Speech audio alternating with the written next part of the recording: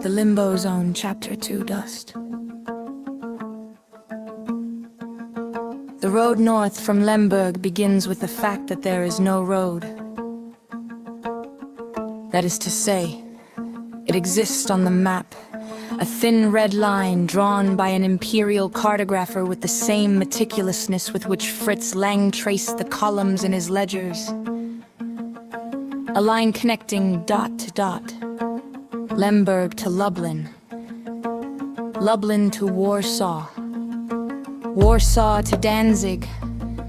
Danzig to Stettin. On and on. Along the red arteries of a right that only yesterday stretched from the Rhine to the Bug, but today was contracting like a fist from which water is leaking.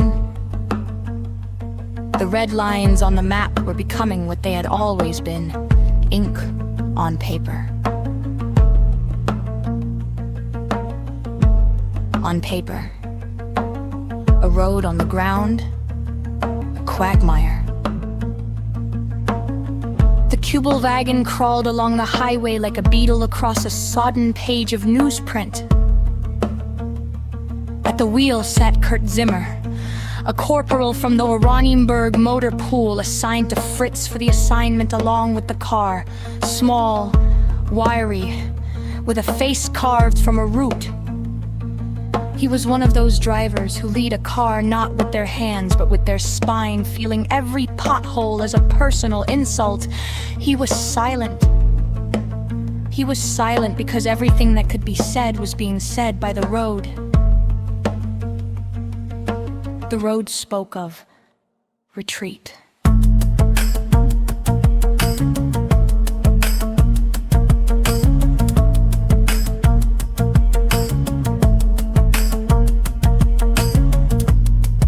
Them, heading toward Lemberg from where they had just fled, was that which 3 weeks ago had been called the Wehrmacht.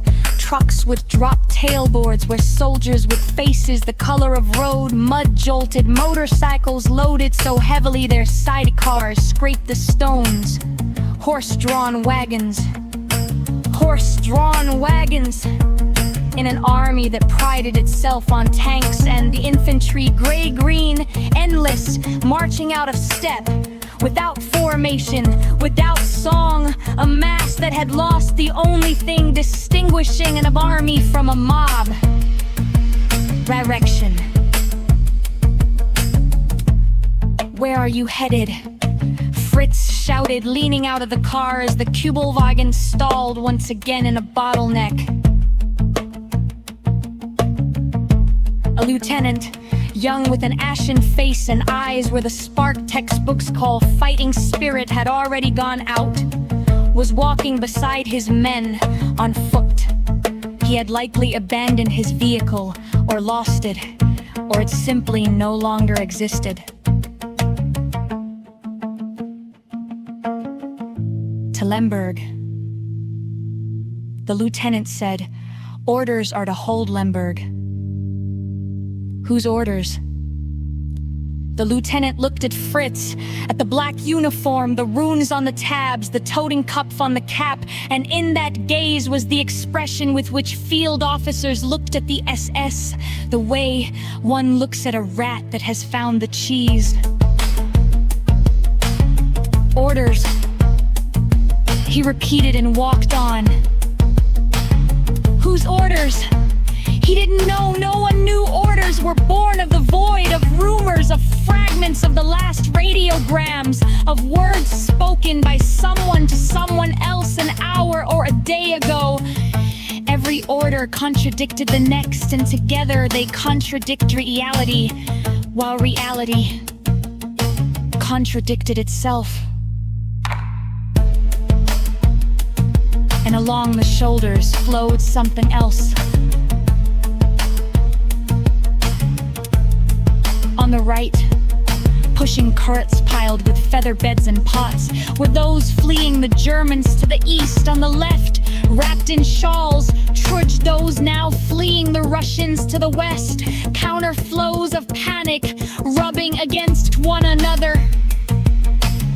Jews and gypsies walked in the same dust as Poles, shoulder to shoulder, and this was wrong, not because they walked, but because they walked together in that calligraphically perfect world Fritz had built. These streams could never intersect. But the ruled world was over. There remained only the unrolled world where everyone saved themselves along the same ditch.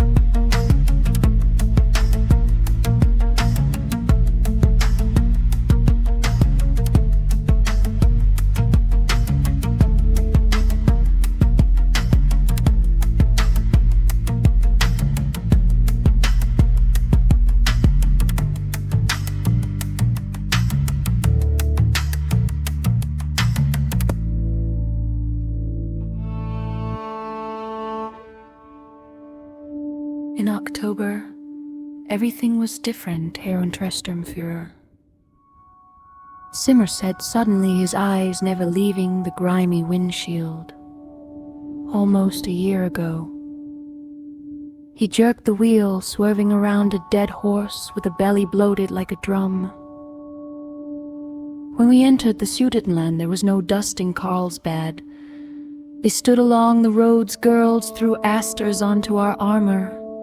The autumn was warm, and those flowers, they smelled of perfume, of wet asphalt, of a holiday. We drove through Europe like gods, Herr Lang. A girl threw one to me, a white one. Right into the cab, I dried it. I wanted to bring it home to my wife. He fell silent. Did you? Brimming asked from the back. Lost it somewhere between Prague and Breslau. It fell out of my pocket, or I threw it away, I don't remember. Zimmer spat out the cracked window. And now we're driving through a cesspool, and no one knows which way to climb out. Fritz remained silent. The driver's words bounced off him without causing harm, because inside Fritz, a different mechanics was at work. On his knees lay a brown leather briefcase with the monogram KL.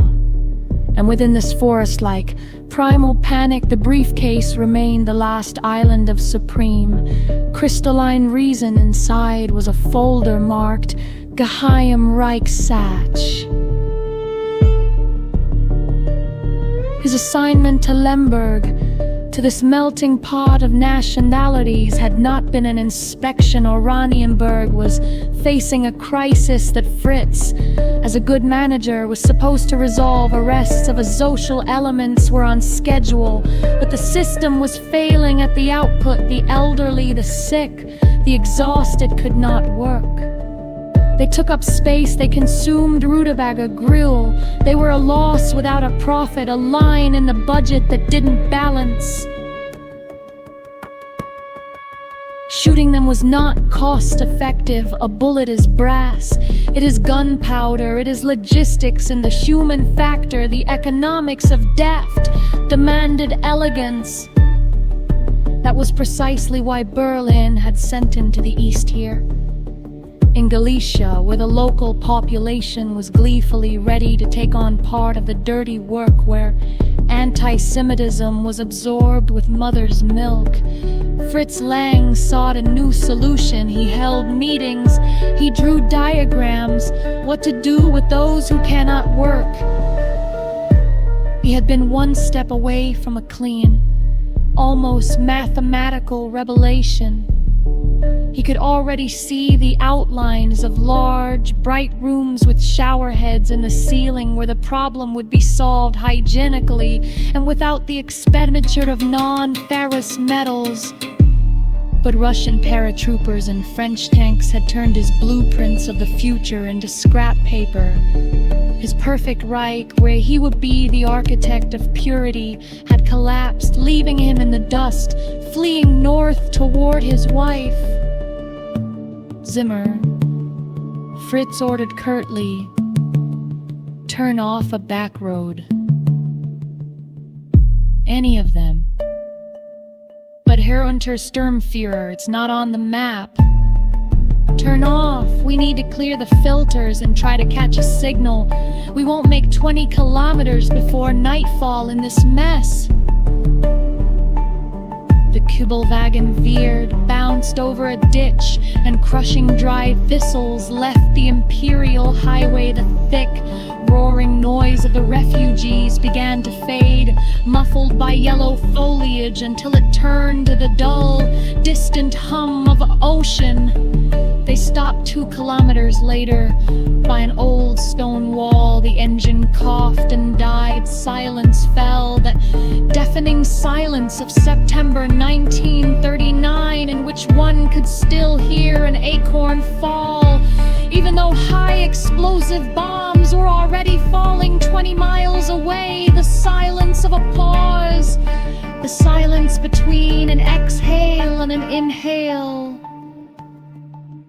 Brem, the signals man, immediately hopped out of the car, carried the radio onto the hood as tenderly as an infant, and tossed a thin antenna wire over an oak branch. Zimmer opened the trunk, taking out tin cans of stewed meat and bread. Fritz stepped out of the car, stretching his stiff legs. He took out a cigarette. He wiped his hands with a handkerchief, carefully, finger by finger, a gesture from that world where, after every document, one had to wash one's hands. He lit up the smoke, mingled with the scent of damp leaves.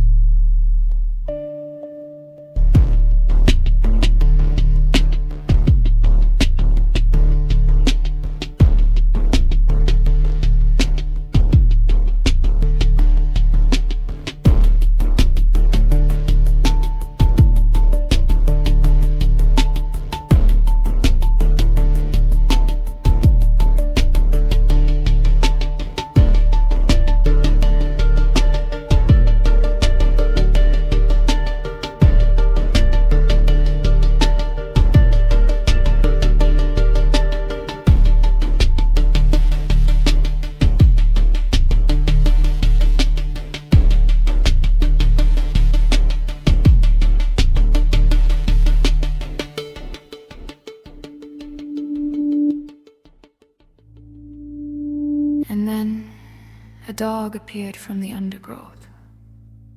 It didn't run out, it appeared. The way things appear in this loosened world, without warning, without reason. A minute ago, an empty field. And now, her a large mongrel. Dirty white with tan patches so thin that every rib could be read under the skin like a string. She stood at the boundary of light and shadow. She didn't bark, she didn't growl. But it wasn't her emaciation that was terrifying, it was her teats, swollen, dark, way down toward the earth. She was a nursing mother, a mother who had plenty of milk, but those who were supposed to drink it had vanished in the craters of this mad day. She stood and looked at them. And in her brown, transparent eyes there was neither hunger nor supplication. There was only one question, older than human speech. Where are mine?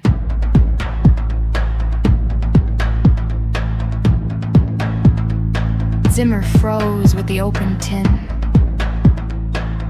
"Come here, Mutt," he called softly, breaking off a piece of fatty meat and tossing it into the grass.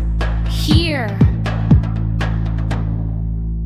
The dog didn't even twitch an ear. She didn't need meat. She was looking for what these men in gray and black uniforms had taken from the world by the very fact of their existence. Fritz looked into the animal's yellow eyes, and in this wordless contact, something made his throat seize because he knew that look. He had seen it on the Appellplatz in Sachsenhausen when women were being led out of the barracks, those being transferred. Where? To another barracks, to another facility, to another column, and they would turn and their eyes would dart along the line, and the question was the same, always the same. Where are mine? But back then, that look had been mere material to Fritz, an incoming flow. But now, on this empty field, reality buckled, slid, and in the yellow canine eyes, Fritz suddenly saw Helga. He saw his wife standing in a flooded Berlin basement, Helga clutching a numbed Klaus to her, while from above, from an indifferent sky, a bomb falls with a howl, absolutely indifferent to whose flesh it tears. A strike of alien. Unbearable pain pierced him beneath the shoulder blade. A simple human weakness from which he had so carefully cured himself over the years, with dribbled pranctors, ambiguations, columns of figures, something for which he knew no name and wanted to know none, poured into him like water into a ship's hold. Get out! Fritz shouted hoarsely.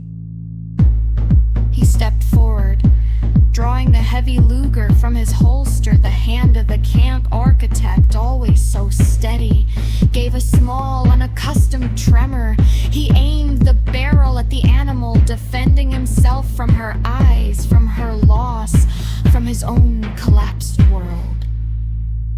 Get out! You beast! The dog wasn't frightened. She looked at the pistol, blinked slowly, and turning just as noiselessly, dissolved into the autumn woods, taking her heavy, unrequited love with her. Fritz stood there, breathing heavily, gripping the pistol. And at that second, behind his back, the radio crackled loudly, strained.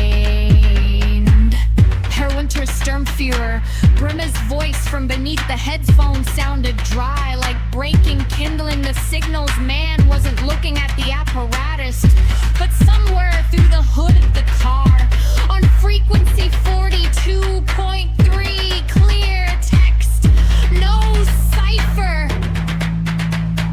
Fritz slowly lowered the Luger without taking his finger off the trigger. Report. Königsberg is transmitted and Absolute has fallen. Soviet paratroopers have captured the headquarters train. Bring loud. The Führer is dead. Hairline, he shot himself.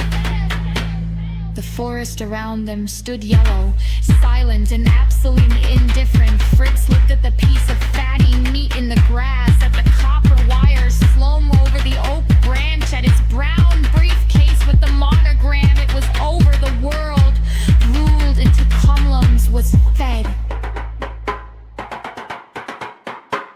He holstered the pistol, roll up the antenna, Bremzimmer, start it up.